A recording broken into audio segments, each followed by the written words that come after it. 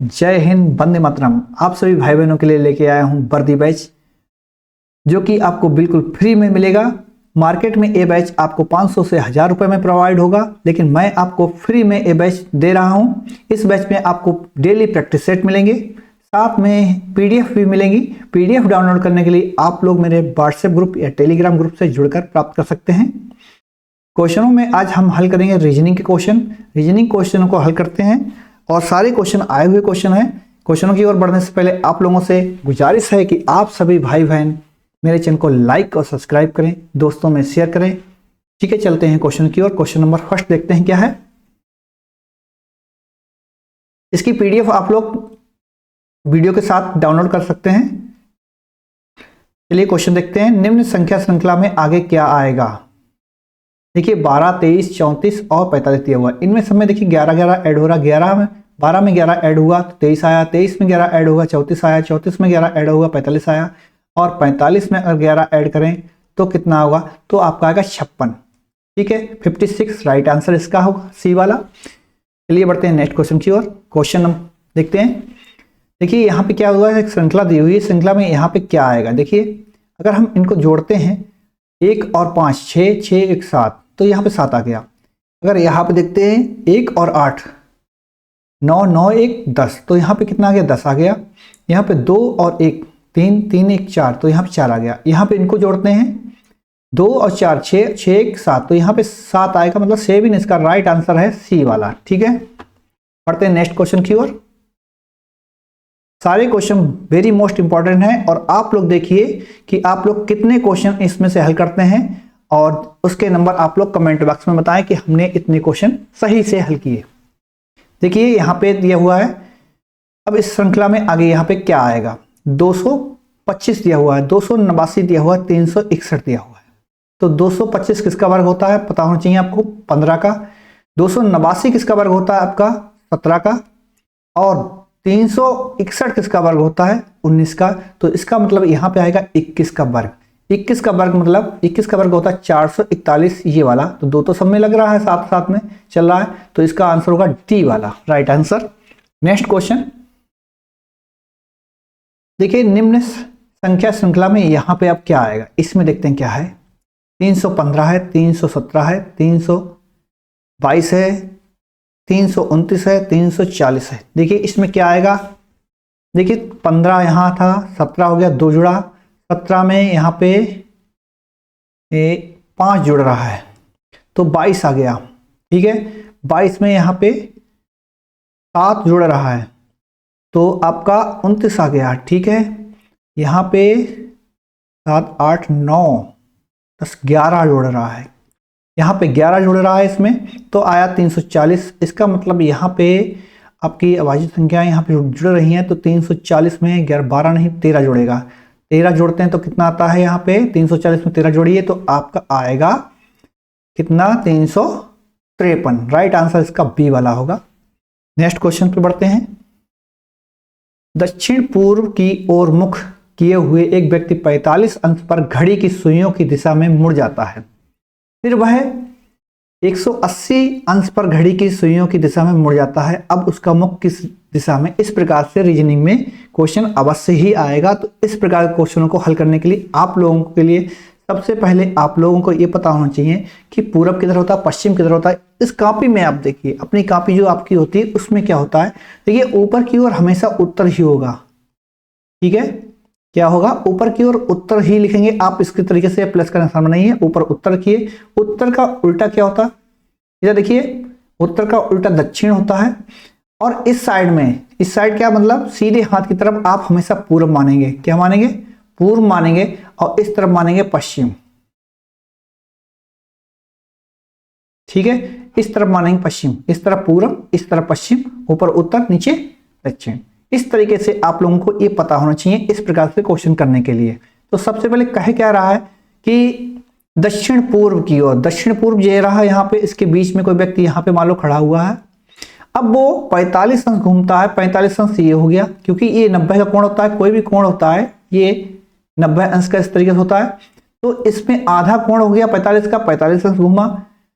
फिर वो 180 अंश, 180 अंश एक सीधी सरल रेखा होती है, उस पर बना कोण क्या होता है, 180 अंश का होता है। ये मैथ के क्वेश्चन में आता है। तो ये पूरा इतना यहां से लेके यहां तक फिर घूमा तो 180 अंश घूम गया।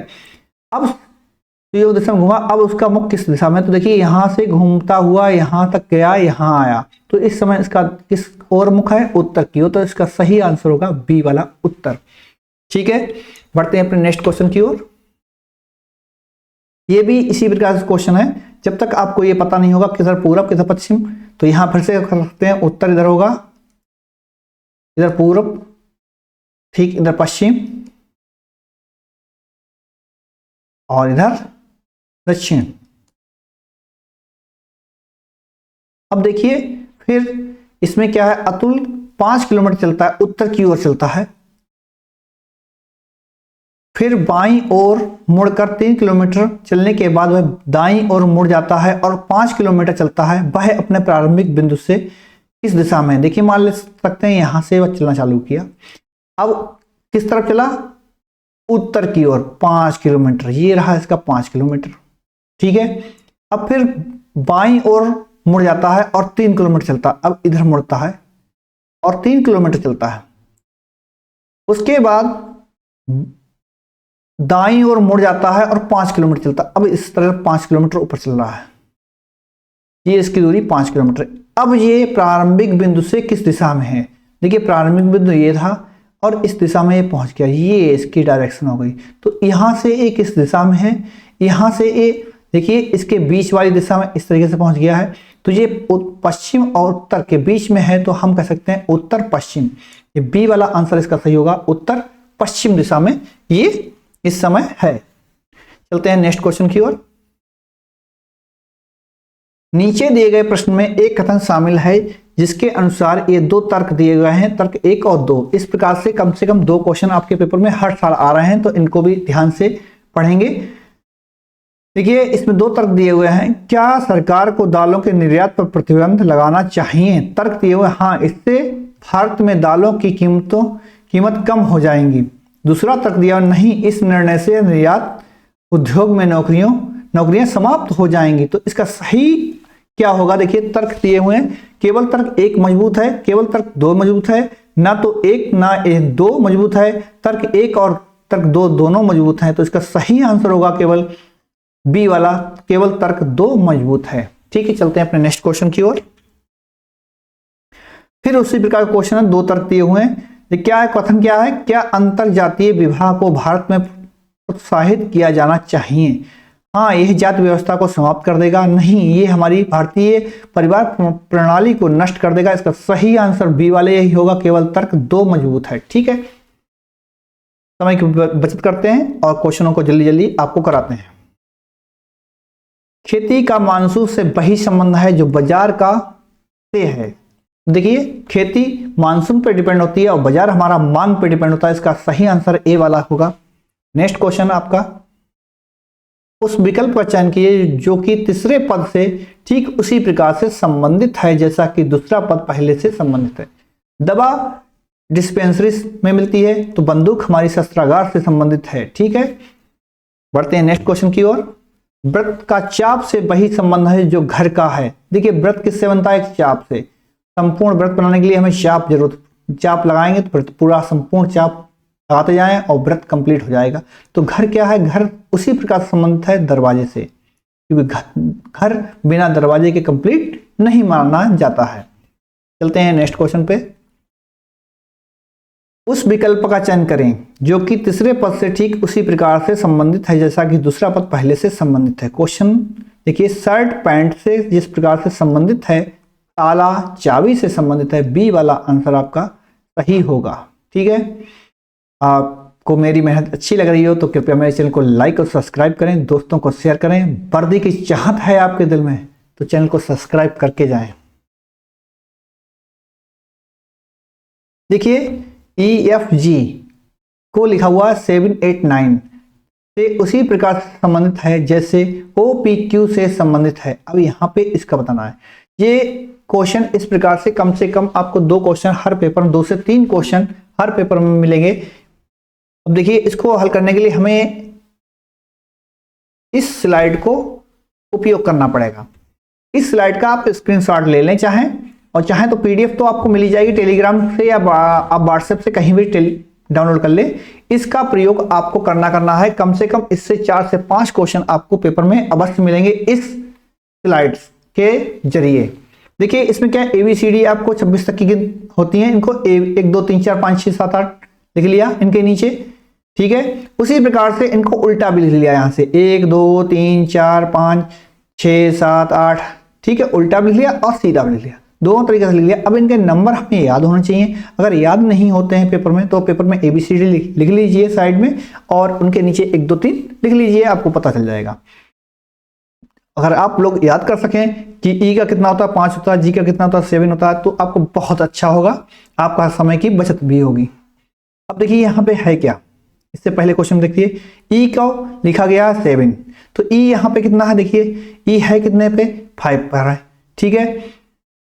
अब क्या है 8 कितना है, ओ F को कितना लिखा गया है, F को 8 लिखा गया है, F है कितना 6 है। इसी प्रकार से आप देख सकते हैं यहाँ पे G को 9 लिखा गया, G है कितने पे, G देखिए G 7 पे, तो इसका मतलब 2 अंक बढ़ रहा है, ठीक है। G को 9 लिखा गया है यहाँ पे, E को 7 लिखा गया है, ओ 8 लिखा गया है, तो आप लोग जान सकते हैं कि यहाँ पे क्या कर रहे हैं कि 2 बढ़ा के लिख रहे हैं, गिनती 2 बढ़ा के लिख रहे हैं। E का 5 होता है, 5 को बढ़ा के लिख दिया 7, ठीक है। यहाँ पे F को बढ़ा के 2 लिख दिया, G को बढ़ा के 2 लिख दिया। इसी प्रकार अब O देखते हैं, O कितने नंबर पे है, यहाँ पे देखिए O कितने नंबर पे है आपका आ रहा है, O आपका आ रहा है 15 नंबर पे, ठीक है। तो यहाँ पे इसके नीचे लिखते हैं 15, कितना लिखते हैं 15। अब P कितने पे है, O P Q, वो तो आगे आगे हो गई, O P और Q, तो 15 16 17, ठीक है। इसका लिख दिए 15, इसका 16 और Q का 17, इनमें 2 बढ़ा दीजिए, इनमें प्लस के 2 करिए, इसमें प्लस के 2 करिए और इसमें प्लस के 2 करिए, तो कितना हो जाएगा, देखिए इसका 16 15 का कितना हो जाएगा 17, ये हो जाएगा 17 आपका, ये आपका हो जाएगा 18 और ये आपका हो जाएगा 19। तो ये आपका राइट आंसर, इसका मतलब पहला वाला जो ए है वो राइट आंसर है। आप लोग समझ गए होंगे क्वेश्चन को अच्छे तरीके से। चलिए चलते हैं नेक्स्ट क्वेश्चन की ओर।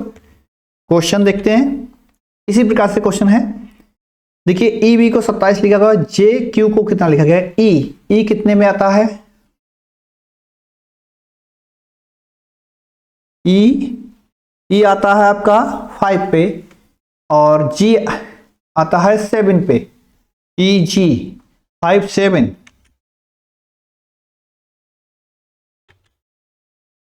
ई जी 5 7 5 नहीं, ई बी है 5 और बी आपका कितने पे, देखिए यहाँ पे बी कितने पे दिया हुआ है, बी देखिए बी आपको दिया 22, बी दिया हुआ 22 प्लस 22, तो 5 और प्लस 22 कितना हो गया आपका 27, यही दिया हुआ, इनका जोड़ दिया हुआ है, क्या दिया हुआ है जोड़, ई 5 पे है, बी आपका 22 पे है, दोनों को जोड़ दिया तो हो गया 27 तक 27 हो गया।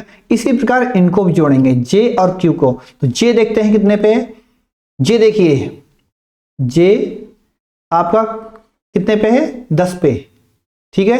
तो 10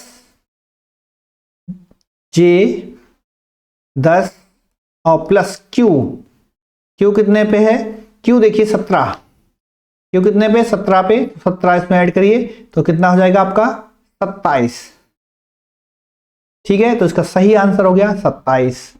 आप लोगों को समझ में आ रहा होगा, बहुत धीरे धीरे प्यार से समझा रहा हूं क्योंकि छोटे से छोटा बच्चा हमारे लिए एक महत्व रखता है।